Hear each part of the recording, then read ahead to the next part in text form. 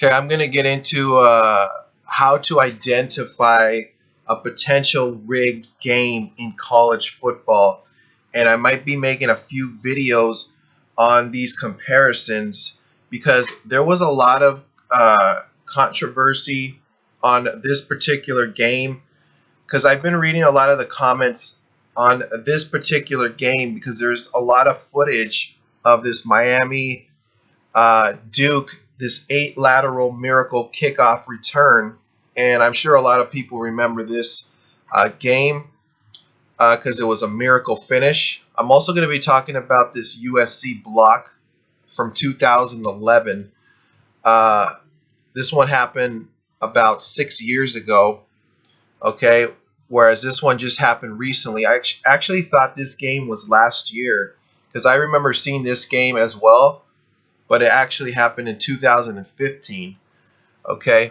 And it was on October 31st. But I'm going to just use a couple comparisons, and I'm going to explain why I believe one game is not fixed over the other game. And this game right here, I don't believe was a fixed game, okay? Unless it was fixed by the school itself, I don't think this game was fixed. Okay, a lot of people are saying that in this comment section that they don't, it was influenced. I mean, the refs got suspended for this game as well because there was a block in the back and there were a couple holding calls during this sequence. I don't know. I mean, I saw it. It looks like it's a block, but it looks like it's a block from the side. I don't think that this touchdown should have counted. Uh, Miami ended up winning 30-27 after it's all said and done. But I'm going to go ahead and show you the footage and take a look at it. And then I'm going to explain to you why I don't think this game was fixed. So I lowered the volume because YouTube is very strict about uploading content with sound. So I'm not going to put the sound on it.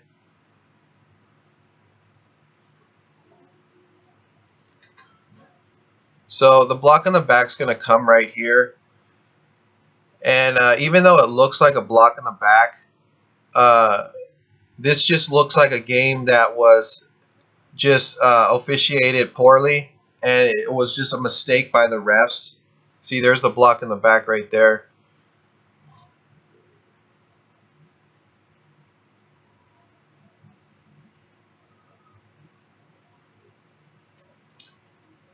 So this game right here, a lot of people were saying it was rigged, and there might be a lot of differences, different arguments about that, and disagreements. But I don't think this game was fixed, and I'm going to show you why I don't think this game was fixed. First of all, they're playing in Duke, okay, Duke's stadium. Now, Miami ended up winning. Like I said, if it was fixed by the school, why would they have Miami win? Okay, so I'm going to go ahead and eliminate that reason. Now, if it had something to do with the money, you got to take a look at the actual money before you make an assumption that, okay, it was fixed. Now, the reason why I don't think this game is fixed, because if you take a look at the line on this game, okay, I'm going to blow this up a little bit so you can see. All right, so we got Miami and Duke, okay? Now, Miami and Duke right here. This line opened up at 7, okay, at 147. That should tell you something right there. That means that you have to put up $147 to win $100 on Duke, okay? Now, the line closed at 10. That means that the line moved 3 points in favor of Duke, okay? Now, if you take a look at the actual game and how the game flow was, Miami was really winning this game throughout. They were up 14-3 going into the second half, and then Duke scored in the third quarter to make it 14-12, and Miami is still winning the game. So there's actually no liability at that point on this game, okay? And then let me show you another thing with this game is if you take a look at the percentage on this game. Now, let me remind you that these are estimates, okay? These are not 100%. All right, so let's take a look at the actual percentage. 68% was on Duke, with that line moving in favor of them, all right, toward them. And 68%. So we know that the money is coming in on Duke. Now look at the volume here. That's a combined about 3,500. Okay, 3,000 to 4,000 bettors combined on this. So the interest level on this game as a whole is, there's not that much interest. So people are not interested in betting this game to begin with. Okay, so there's a lot of other games on the board here that the casinos would have concern about. Now, Duke, this line, like I said, moved 3 points toward Duke, okay? So that means that when Miami was winning, they were actually covering this line at that point. Miami was. And so the casinos were happy about that. If there was so much liability on them, they were already happy that Miami was covering this game, but there wasn't, because the volume was very low. Now, Duke took a brief lead, and that still made no difference because the cover is 10 and the open was 7. Okay, so Miami is still covering even when Duke was up 27 to 24. So there's still no liability. And then Miami comes in with that 8 lateral touchdown and goes up 30 to 27. So this game had no effect on the casinos because Miami was covering this game the whole time. Even without that lateral, even if they would have lost 24-27, the books would have still made money on the little amount of volume that they had on this game. So this game was not rigged, guys. This game was not rigged. 27-24, it was not rigged, and I doubt it was rigged by the school because they're playing in Duke Stadium. Okay, this was just human error by the refs, okay? And they just made mistakes in this game, plain and simple, and that's going to happen from time to time. Okay, so I just wanted to show you that there was no liability for the casinos on this game either way, and Miami was covering the game exactly what the casinos would need, if there was liability. Okay, so I'm going to go ahead and show you now this game. The difference between this one and Miami is they're both very similar in the way they ended. There was a last-second touchdown. Okay, now I remember this game in 2011, and what surprises me about this game is there's not that much footage on this USC game. I see a lot of uploaded videos with people uploading with their camera phone. So the picture is very blurry, and there's not that much high definition, uploaded content or footage from these big networks, okay, like ESPN. I don't see that. And I know that this was in 2011, but I've had my YouTube channel since 2008, so there was more than enough time to be uploading footage on a game like this. And that's the thing. I noticed that a lot of these controversial games are they never surface or float around the internet. The ones that really affected the casinos, you never see footage of these type of games floating around.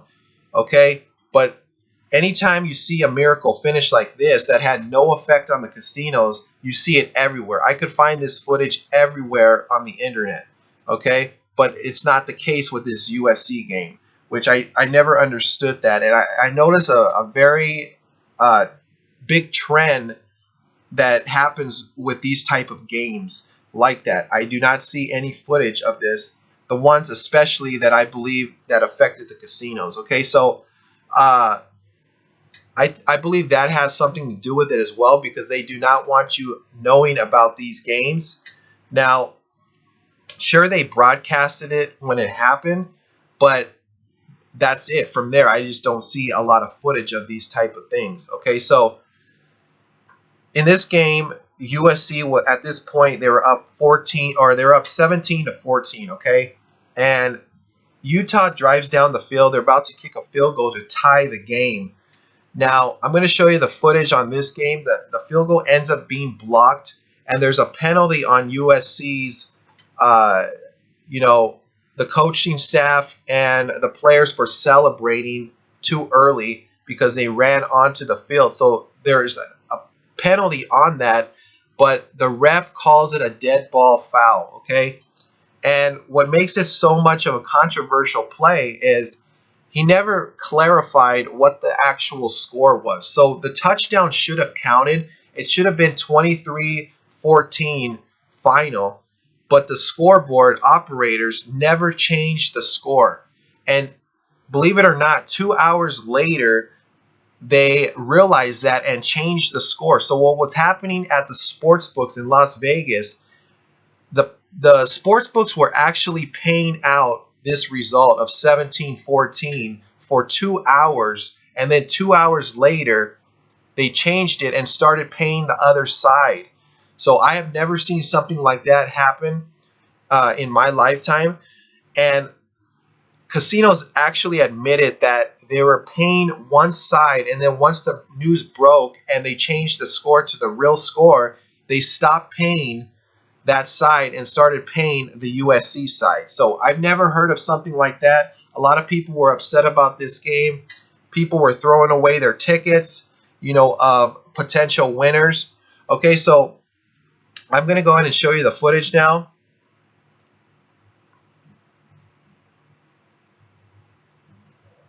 So obviously the field goal is going to be blocked here.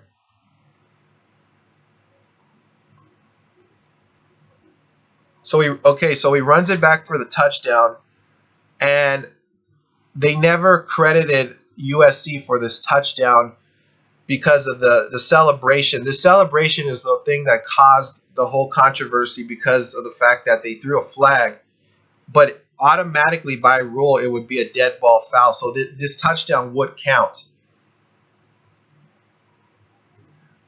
Okay, so now they're going to get into a discussion here. I'm going to forward it a little bit to just show you the motion of the ref.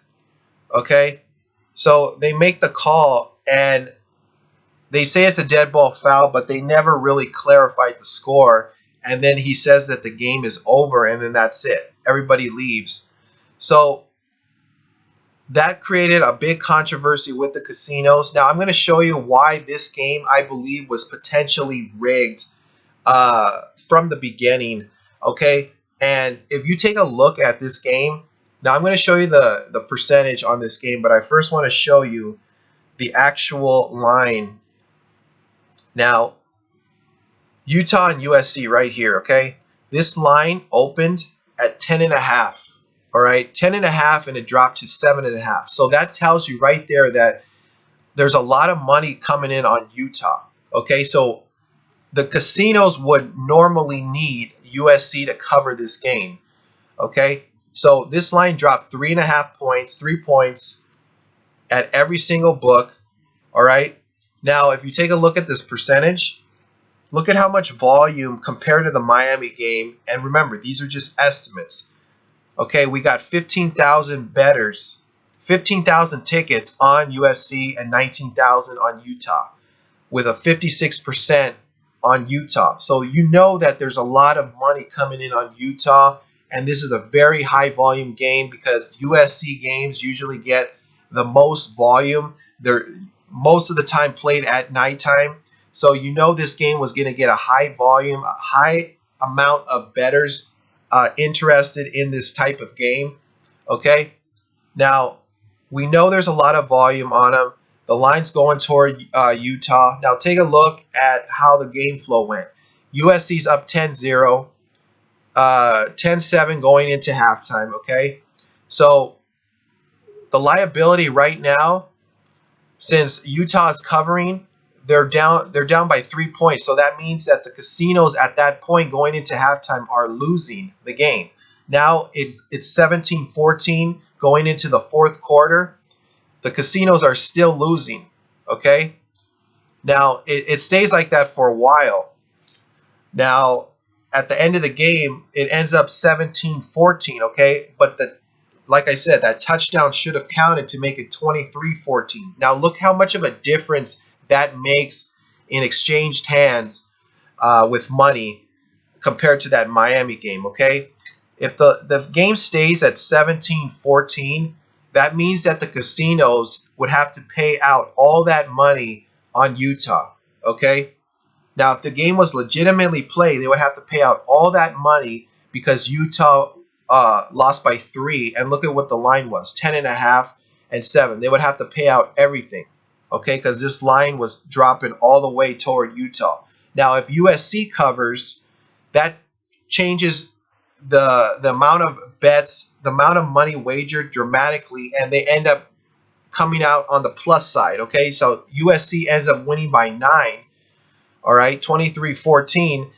They would still have to pay the bettors that bet Utah early at 10.5. That's not going to change regardless, but they would still come out ahead by knocking off all the people that took Utah at 7.5, and as well as 8.5 and a 9. Okay, they would end up pushing on 9, and they would have to pay out all the bettors from 8.5 to 7.5, and that's a lot of money that was wagered on Utah. So you can see the difference. There's a clear difference between these two games, that this one mattered for the casinos and for Las Vegas. Okay, so this game I do believe was a fixed outcome, and the final score ended up being 23-14. So if the game was legitimately played, the books would have made a ton of money on this game. Okay, and a lot of people claim that they were, they said that they were paying out both sides on the result. That's hearsay at this point. Okay, the fact of the matter is, the casinos would have made tons of money on this game if it was 23-14.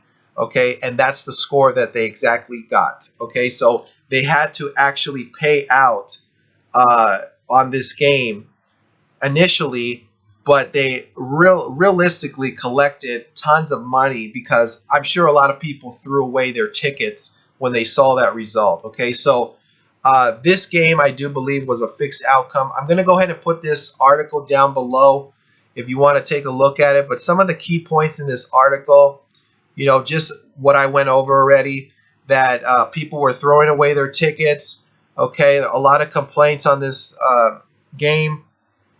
And like I mentioned, that they were paying one side for 2 hours, and then 2 hours later they stopped paying that side and started paying the other side. So I'll link this article down below. I remember this game vividly because I was watching this game at the time. So that's going to do it for this video. I might be putting out a couple more videos comparing some other games as well. So comment, rate, and subscribe. Thanks for sharing my videos, and I'll see you then.